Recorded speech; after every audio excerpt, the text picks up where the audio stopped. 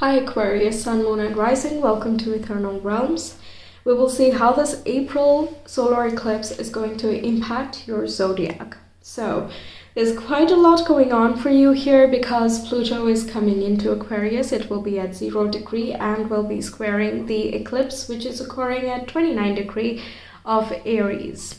Okay, so both of these degrees are quite critical. One is at the very beginning and the other one is at the very end, which means there is a simultaneous closing out of a certain chapter and also the beginning of a brand new one.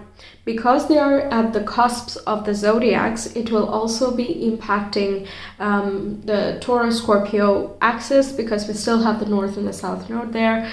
It will slowly start shifting into Aries and Libra shortly after the eclipses here in July. Yeah, but it is going to be shifting and the focus is going to change, but for now there is still a little bit of a carryover effect of what closes out into the next chapter of your life. Okay, so Aries would be in your third house if we go by your rising sign. So there can be some closing out in terms of your mindsets, certain thought patterns you have which are not encouraging you or not motivating you or discouraging you in a strength or fearful kind of way. And there is a breakthrough in that regard to bring some sort of clearing here. That can lead to a lot of growth as well because it's, again, like I said, it's at the cusp of your 12th house and your first house, once again, if we go by the rising sign, with Pluto being over there. So there can be a rise in self-empowerment, but it might come through a scenario that you just kind of propelled to take action or propelled to create a change or see things differently because you just have to in that situation. So I'm really curious how it's panning out here for you. Also, one thing to note is Mars, the ruler of this eclipse, the ruler of Aries, is going to be in Cancer at this time, and that's a water sign. Mars is a fire planet, so it's not really the most happy in that space, but it does really good when it comes to, you know, emotionally understanding yourself, recognizing what you really want and what you desire. If there are certain things you're trying to protect here, which are really coming from a place of caring and affection, you're likely to get the resources and take necessary action to be able to do all of that, right? So we have willpower, but it's expressing itself in a very different way than Mars is usually comfortable with. But that doesn't mean everything is just haywire and we just have to drop everything, right? It just expresses differently. So let's see how this works for you. We have Manipura, or the solar plexus chakra, and this connects with your willpower, dedication, determination, and personal strength. The ability to listen to our gut instinct is over here. When we are able to feel empowered and confident in our abilities, it's over here. So if there are certain blocks in these topics, then there can be a breakthrough or an opening that is taking place as a result of this eclipse. By the way, eclipses can play out for 6 months, but from what I've observed, they usually start peaking around 3 to 4 months, but it also depends on how sensitive you might be to astrological transits. Then we have the goddess of fertility and creativity as well. So there is a lot of willpower in creating something that you find meaningful and empowering for yourself. You see the ocean imagery over here, and moon connects with water bodies. So this eclipse will have some ripple effect in your areas of home and family as well. Your relationship with your mother figure can also be going through some sort of changes in a very positive way. You're connecting a lot more. Perhaps you're gathering some more clarity about your relationship, about your childhood, even about your conception. If there are some thought patterns that begin from way long ago, then there can be a chapter closing out because you get the answers that you were seeking and now you're free to kind of make whatever you want to make out of the circumstance. Also, this can talk about your own ability to create. So if you're desiring children, then this could be the time that you really are like, okay, I'm going to get my body ready for this and I'm going to be dedicated to this whole process. I'm going to go for it, things like that. So you're more determined to make something happen in that regard. The ocean represents your emotional body and your spiritual connection as well. So it looks as though you're able to enact your inspirations in a very powerful, in a very clear manner as well. You're able to assert yourself confidently regardless of the situation, but you're not being excessively forceful in any way. With the goddess of fertility, you're understanding and you're nurturing, you're respecting everything's space and timing, and you're patient as you wait. But you're very clear about what you want and how you can move about achieving that. You being a very logical zodiac, I'm really surprised by the elements we have here. We're going to see the Astro cards and see what else is up. Okay, we have the rising sign or the ascendant. You could be Aquarius rising, or if you're not, if you're watching for sun, moon, or any other placement, then this can talk about look at your rising sign. That might be something important. For example, if you have a Cancer rising but you have Aquarius sun or moon, this can be representing that Cancerian quality of fertility, and can represent, with Mars being there, that you have a heightening of self-motivation and courage. By the way, whatever your rising sign is, I would recommend you watch that because it's directly coming up here. Then we have the moon. Okay, so it could be your moon sign, for example. But the moon represents the mother figure. It's the emotions, the instinct, your dream life, your unconsciousness, the way that you connect and feel good in certain situations. For some people, for example, if the moon is in Taurus, they are more likely to feel more comfortable in a comfort space, in a cozy space with like familiar people, familiar surroundings, and a grounded situation. Meanwhile, some people are very much drawn to helping others, and when they do that, that's when they find their emotions are being satisfied. So regardless of what your moon sign is, once again, I would recommend you watch your moon sign as well, since it's coming up. There could be some important messages in there, as we have that being emphasized in this particular card too. Okay, so your emotions have a lot of information to give regardless of whether you are a Cancer rising or something else. The moon itself has some messages in here. They could come in while you are asleep, so take note of certain symbolism around the eclipse time especially. But from that point on, you could have some vivid dreams whenever something major is about to take place. There's also a possibility of inspiration coming through dreams. So yes, try to get a good night's rest, to take care of your sleep schedules, and that way you have more clarity about your dream life. In the morning, perhaps note it down or search for the symbolism, and that way you kind of remember what the interpretation is. There are many dream journals that some people like to use, so you can try that as well. But there is some information, very useful, that can come in here. It can also bring into more clarity and understanding some suppressed or repressed emotions and incidents from the past, which comes out and you feel like it's a skill set, or you're now feeling a sense of relief. Yeah, with the water coming through, I feel a sense of relief and calm and peace. And now you're kind of ready to take action, ready to move. And that's very interesting because Saturn was in Aquarius for like 3 years and it moved out in March. So yeah, it's like Saturn is the planet of restriction. And now that it's out of your zodiac, you're no longer restricted. So you kind of feel a lot more free and also wiser and stronger from the lessons that Saturn taught you. But now you're free to create what you want. If you have something creative or spiritual as a career path, this would be a time where you're putting in more effort, more initiative, and you're also being more confident in your skills. Yes, we did talk about repressions, and we have the subconscious mind showing up as well. Lilith is a very raw power,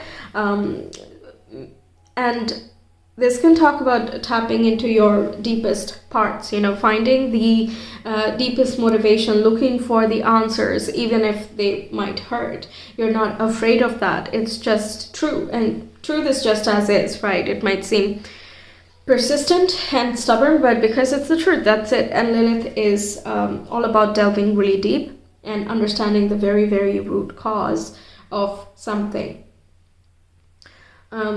Subconscious belief systems and limitations, they can be being worked through here or being brought to your attention, and then you are taking some initiative to transform that if it needs be. If not, it is just your raw power that is emanating from within you. It does not depend on any external circumstance. It's not attached to any specific outcome. It simply is raw power, and it can be channeled as you decide.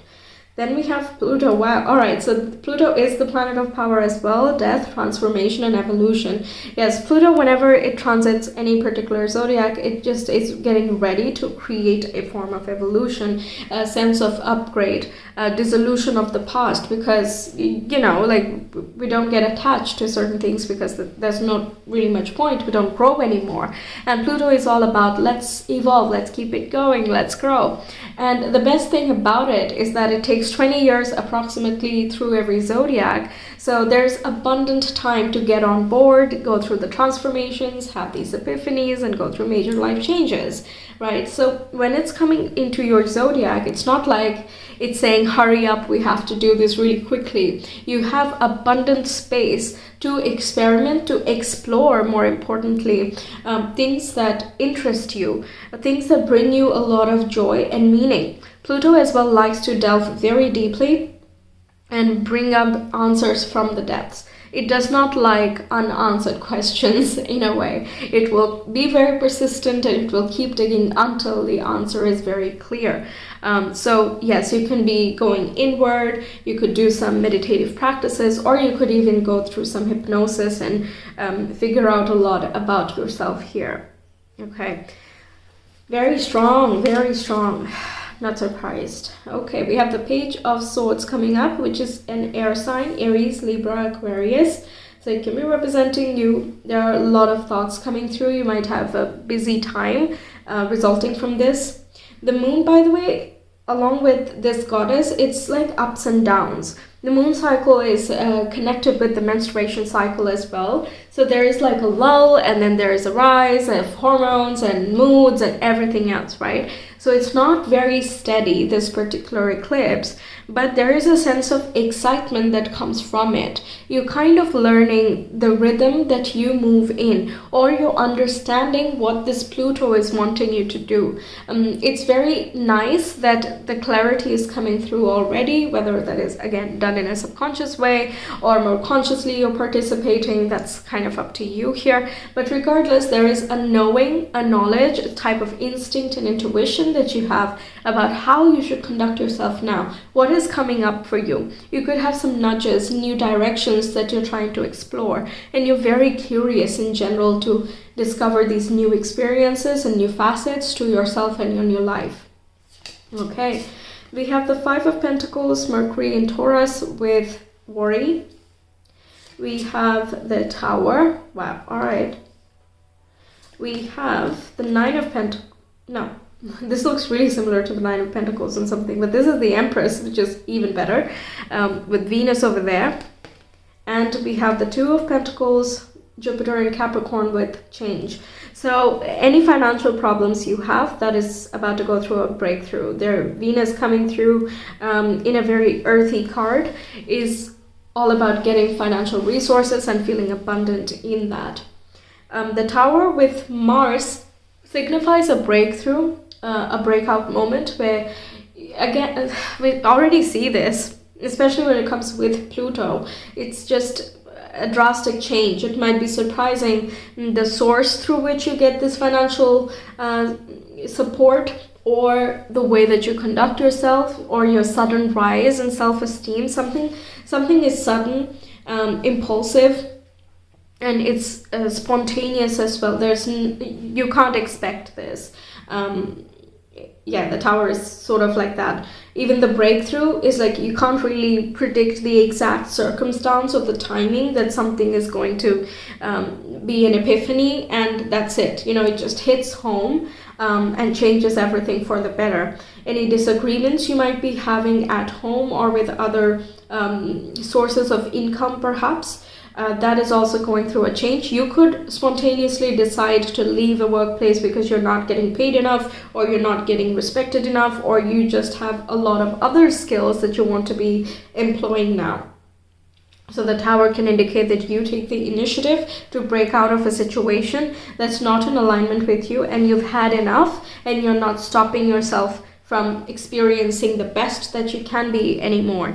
Next, we have the Empress and the Two of Pentacles, which is so wonderful. It indicates that there is either you're branching out your financial resources or your material assets in some way to multiply them and to gather more momentum in the efforts that you have put already.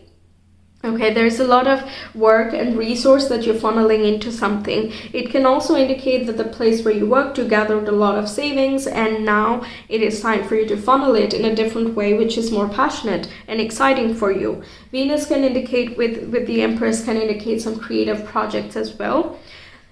By the way, the Empress is as well a mother figure, along with the goddess of fertility. Can talk about you going through conception. Perhaps if you want children, then that is very possible. You're kind of gearing yourself. If you were stopping yourself from experiencing this phase, it could have been because of financial difficulties or difficult living situations, or a lot of ups and downs coming through. But at this point, beyond this eclipse, it feels like you're getting the grips of it. Once again, there are changes, but you just understand the rhythm very intuitively and you're going with that. So you can experience the best of the changes, basically. This can also talk about the Two of Pentacles, can talk about a very busy life. You could be very demanded. There can be a lot of people who just want your guidance or intervention, because with Pluto there, it indicates that you have a lot of personal power and you're being noticed by that. There can be a rise in magnetism as well. So if you want to attract a romantic partner, this is likely that you might take the initiative to put yourself more out there, seem more pronounced in some regard, and you can be attracting more initiative-taking people too, depending on which side you want to be. So interesting, we have Mars and Venus. They would be like, if the planets were lovers, that would be the combination, I would imagine. The Sun and the Moon, and Mars and Venus, those two is what I imagine.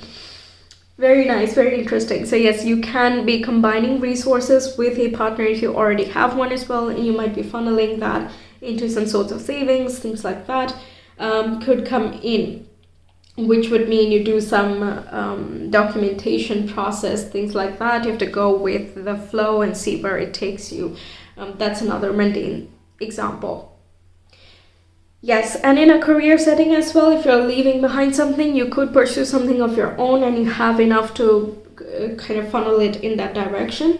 Or it could be talking about getting another job, getting another space, and you're getting a lot more out of it. The Two of Pentacles can talk about new connections, new things to learn, new values that are coming through, and that is actually utilizing the best of your capabilities. So you feel very satisfied about that. Okay, so let's see your astro dice now. Aquarius, Sun, Moon, and Rising. How is the Aries eclipse for them? We have North Node, Aquarius, and the 8th house. Okay. This looks like a lot of personal transformations. Your fears and insecurities are just being worked through. If you have not yet worked through them, the beginning bit of the eclipses will be working through those things and transforming them into self-empowerment. The 8th house is about that empowerment feeling, and also is about digging deep into the mysteries and the root causes of situations so as to cause a personal transformation. It also is about death and rebirth, basically what Pluto is talking about here. Your secret superpower, that magic that you have, is also housed in the 8th house here. And there can be, with Aquarius being the zodiac of revolution, there are some radical changes that could be made. Things that have been ignored for far too long can't be ignored anymore. With North Node here, it's really close to the eclipse point itself, so it's kind of a hybrid eclipse, this one. It's close but not exact, so it's not a total eclipse really in all parts of the world. But technicalities aside, it indicates that there is a fateful intervention. There can be a path that is illuminated, that is more fulfilling for you.